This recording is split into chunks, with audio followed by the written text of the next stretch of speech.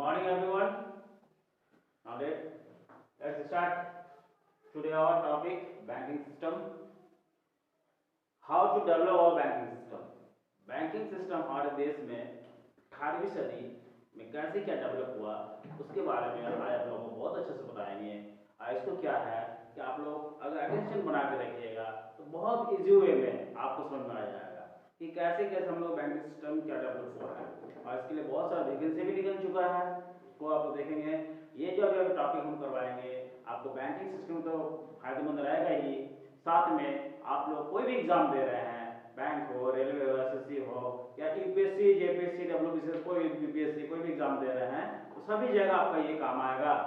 इसके अतिरिक्त क्या है कि जो अगर तैयारी नहीं भी कर रहे हैं वो भी कम से कम जान के रखिए हमारे इंडिया में बैंकिंग सिस्टम कैसे डेवलप हुआ और इसको हम लोग कैसे कैसे क्या डेवलप हुआ उसको हम लोग अभी आपको बहुत ही इजी वे में बहुत ही चंद मिनटों में आपको क्लियर कर देंगे। जो हम लोग को पढ़ने बहुत टाइम लग जाता है अब आपको नहीं लगेगा। अटेंशन बना के रखिए और अच्छा से इसको खड़े देखिए और सुन लीजिए। 2 बार अगर 2 से 3 बार सुन लीजिएगा तो आपको पूरा याद हो जाएगा। तो इसको कैसे क्या करते हैं, लेट्स स्टार्ट। बैंकिंग सिस्टम आज का टॉपिक है banking system, how to develop our banking system. तो इसको देखिए हम लोग 2 भाग में बांटिए। पार्ट 1,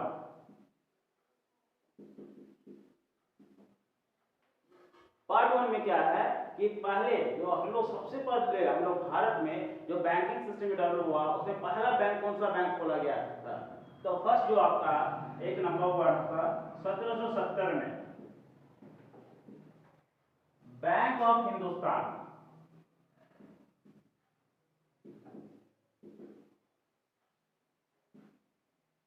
बैंक ऑफ हिंदुस्तान की स्थापना की गई किसके द्वारा, European company Alexander and company के द्वारा। लेकिन ये बैंक उतना सफल नहीं रहा। बाद में क्या है यानी कि आप समझ रहे किस समय हम लोग गए 1770 में फर्स्ट हम लोग बैंक इंडिया का। अब इसी समय इस समय क्या है अंग्रेजों का राज चल रहा था, शुरू हो गया था एक तरह सोचिए तो ये लोग क्या है प्रेसिडेंसी में बटा हुआ था भारत को, यानी कुछ जो मेट्रोपोलिटन जो हम लोग का शहर है वो लोग क्या प्रेसिडेंसी बात कर रख दिया था। तभी क्या इसके नाम से ही हम लोग का पहला 3 बैंक और खोला गया, प्रेसिडेंसी बैंक के नाम से जानते हैं। जैसे 1806 में Bank of Bengal, 1840 Bank of Bombay, short में लिख दे रहे हैं, और 1843 में बैंक ऑफ मद्रास। इसको हम लोग क्या कहते हैं प्रेसिडेंसी बैंक।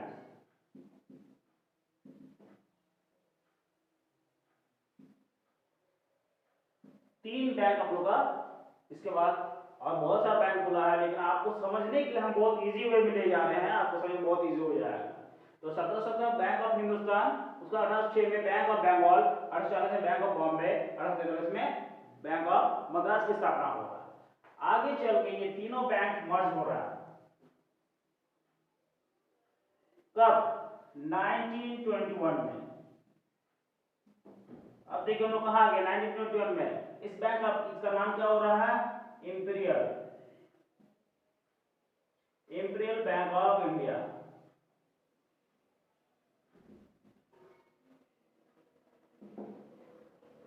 समझ में आ गया है। अभी सुनते ही आपको याद हो जाएगा। पहला क्या बताया है 1770 बैंक ऑफ हिंदुस्तान, 1806 में Bank of Bengal, 1840 Bank of Bombay, 1843 में बैंक ऑफ मद्रास। ये तीनों का वो मिला के बाद में 1921 में इंपीरियल बैंक ऑफ इंडिया।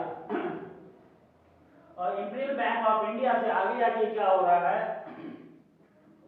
1955 में इसका राष्ट्रीयकरण किया जा रहा है और उसका नाम हो रहा है SBI, state bank of India, जो अभी हमारे देश का सबसे बड़ा बैंक है, स्टेट बैंक ऑफ इंडिया। कब 1955 में इसका राष्ट्रीयकरण कर दिया गया। इसके साथ ही प्लस 8 अन्य बैंकों का समूह इसमें शामिल कर दिया गया, यानी कि इसको कहते हैं आप एसबीआई ग्रुप या फिर एसबीआई एसोसिएट बैंक, यानी कि एसबीआई के साथ इसको मर्ज किया साथ में लाया गया है, ठीक है, इसीलिए एसबीआई ग्रुप भी भी कहते हैं इसको। तो 8 बैंक में क्या क्या है आप लोगों को पीडीएफ में या मेरे नोट्स में आप लोग मिल जाएगा, क्या क्या शामिल किया गया है, ठीक है। आप लोग आएंगे तो उसको हम दे देंगे आप लोगों को। चलिए अब आते हैं, तो 8 बैंक में उसी समय एक बैंक का मर्ज हो रहा है, यानी कि एक बैंक आपका माइनस हो गया। कौन सा बैंक? बीकानेर एंड जयपुर,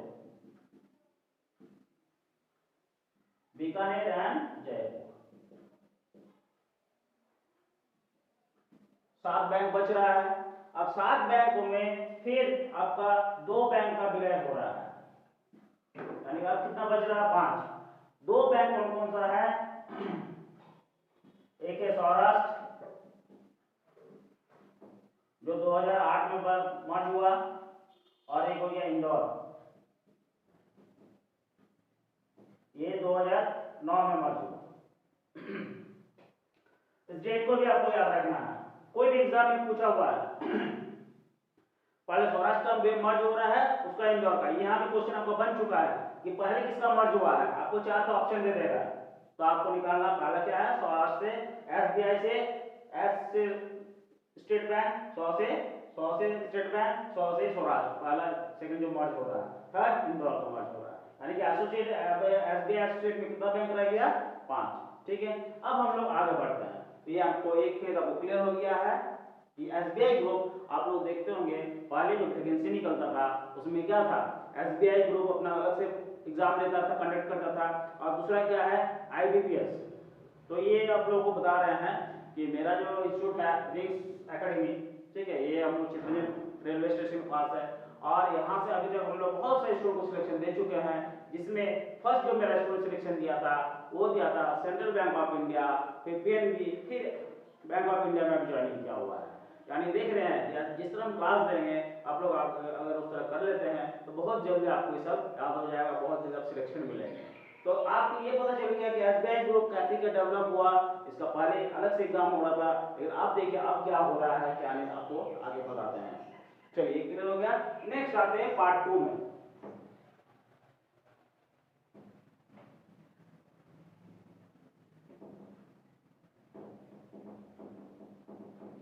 तब तक आप लोग रिमेंबर कर लीजिए क्या हम बताए हैं। अब आगे पार्ट 2 में आप लोग क्या दिया जाएगा उसको भी हम बहुत इजी कर दे रहे हैं, समझ में आ जाएगा।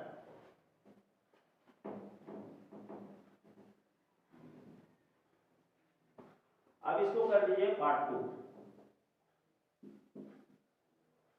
इसको आप लोग इजी करने के लिए हम इसको समझाया हुआ है इस तरह, ताकि आप लोगों को समझने में इजी हो जाए। क्योंकि देखिए इस तरह आपको किताब में भी नहीं मिलेगा, किताब में कुछ अलग हिसाब से दिया हुआ, सिस्टमैटिकली दिया है, लेकिन जब तक आप उसको याद करते हैं तो मेन चीज आप भूल जाते हैं। इस तरह नहीं करना है, बस आपको यही सिर्फ यही नहीं, आपको दूसरी चीज को भी आपको अपने से बहुत सारे इजी ट्रिक्स में इजी वे में ले जाना होगा, क्योंकि आपको इतना सारा चीज याद रखना है, और याद रखना ही होगा। इसके लिए आपको आगे पीछे हटने से काम नहीं चलेगा। तो याद करने के लिए बहुत सारी ट्रिक्स है, उस ट्रिक्स को अप्लाई कीजिए, आपको याद हो जाएगा। तो वो ट्रिक्स कौन देगा? या तो आप खुद बनाएंगे, या फिर जो आपका कोई गुरु है किसी के माध्यम से आपको बहुत इजीली मिल जाएगा। चलिए अब आते हैं पार्ट 2 में। अब फिर हम लोग वापस चलते हैं डायवर्सिटी में। अब 1860 के दशक में बहुत सारा बैंक यहाँ स्थापना होना शुरू हो रहा है, ठीक है। जैसे पहला लिमिटेड लाइबिलिटीज, लिमिटेड लाइबिलिटीज के आधार पर, यानी कि सीमित दायरा जिसको कहते हैं, सीमित दायरा के आधार पर भारत में बहुत कई बैंक खुले, ठीक है। जैसे आपको पहला आप देखिए लिमिटेड लाइबिलिटीज का मतलब पहले हम समझते हैं। तो लिमिटेड लाइबिलिटीज का मतलब होता है सीमित दायरा, यानी कि यूरोपियन का ही जो विदेशी बैंक के जो सहयोगी लोग है वही लोग उसमें ज्यादा भागीदारी, उसमें कुछ हम लोग भी उसमें हिस्सा ले रहे हैं, यानी भारतीय भी, ठीक है। इसको आप लोग लिमिटेड लाइबिलिटीज के आधार पर बैंकिंग करते हैं। तो जैसे फर्स्ट आपका लिमिटेड लाइबिलिटीज के आधार पर भारत का पहला बैंक 1881 में अवध कॉमर्शियल बैंक,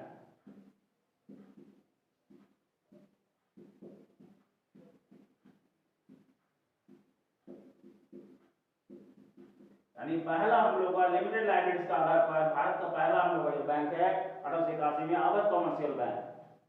ये आपका भारतीय का पहला बैंक नहीं हो रहा, कि भारतीयों के द्वारा पहला बैंक कौन सा है 1895 में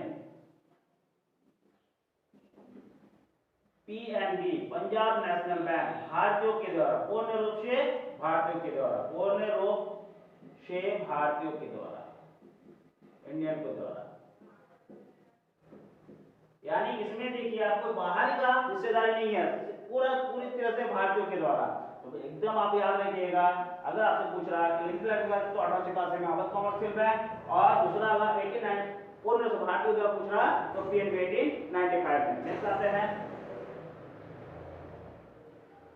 तो इस तरह करते करते भारत में बहुत सारा बैंक खुलना शुरू हो गया। ठीक है, इस समय जब बैंक बहुत सारा खुलना शुरू हो गया तो आगे जाके क्या इसको रूल रेगुलेशन करने के लिए रेगुलेटिंग करने के लिए अंकेक्षण सब समाप्त करना है किसी बैंक को या फिर उसको क्या रूल रेगुलेशन होना चाहिए उसके लिए 1930 में ही एक एक्ट लाने का बात किया गया। आप क्या है 1934 में एक कमेटी का गठन हुआ 1934 में एक कमेटी का गठन हो रहा उस कमेटी का नाम क्या है आपको याद रखना है ये आपको पूछता है। उस कमेटी का नाम है हिल्टन यंग आयोग हिल्टन यंग आयोग कमीशन। इस कमीशन के तहत इसका स्थापना हो रहा है यानी कि 4 नवंबर में 1935 में आरबीआई की स्थापना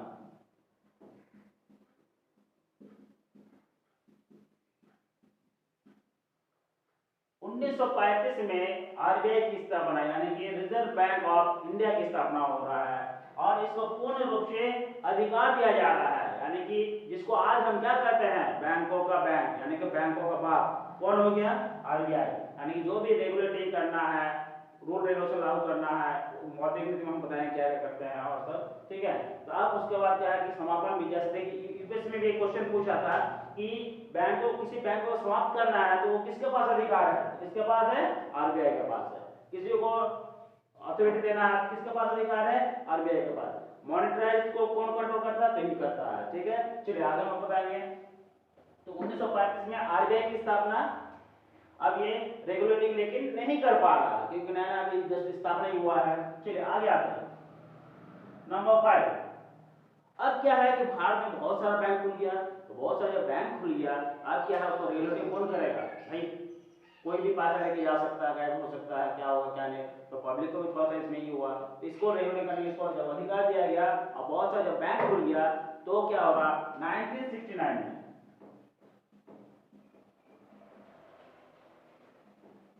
यानी 14 बैंकों का राष्ट्रीयकरण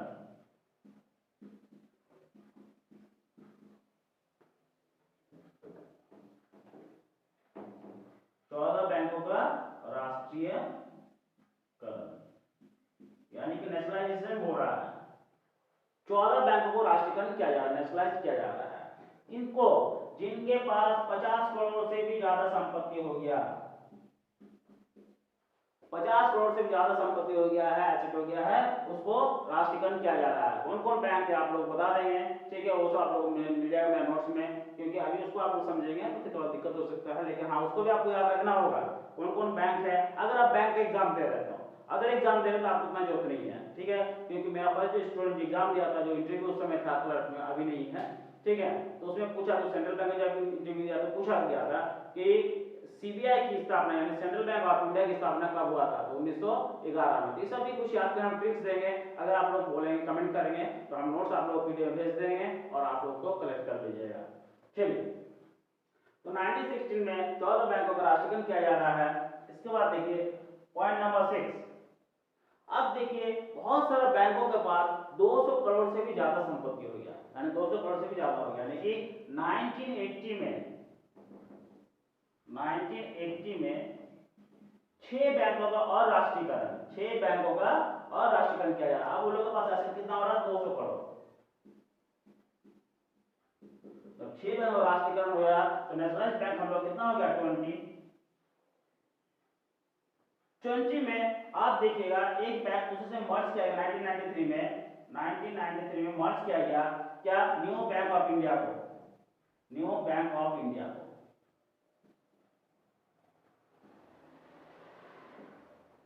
तो नेशनलाइज्ड बैंक अब कितना बच गया आपका 19। तो भी आप देखते होंगे कि पहले जो आप लोग का एक बैंकिंग सिस्टम का एग्जाम ले रहा था वो कौन कंडक्ट कर रहा था, IBPS।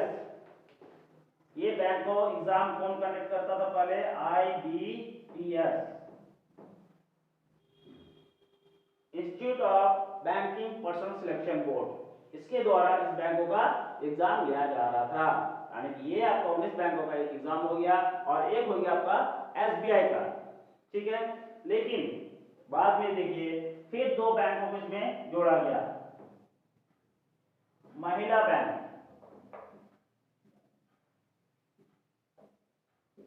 जिसमें सिर्फ महिला ही होंगे और जमा भी वही लोग करेंगे, ठीक है। तो ये आपका कहा महिला बैंक का पहला स्थापना हुआ, प्लस IDBI,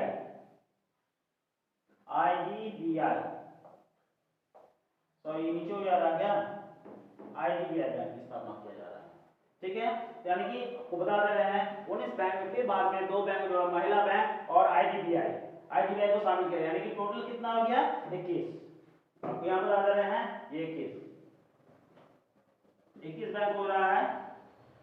अब क्या है, अब देखिए 2020 में 2020 में अब क्या है कि ये जो आपको 21 बैंक था या 19 जो 20 जो भी था, अब क्या हो जा रहा है, इसको सरकार ने फिर मर्ज करके कितना बैंक राष्ट्रीय बैंकों की संख्या कितना कर दिया है, 12।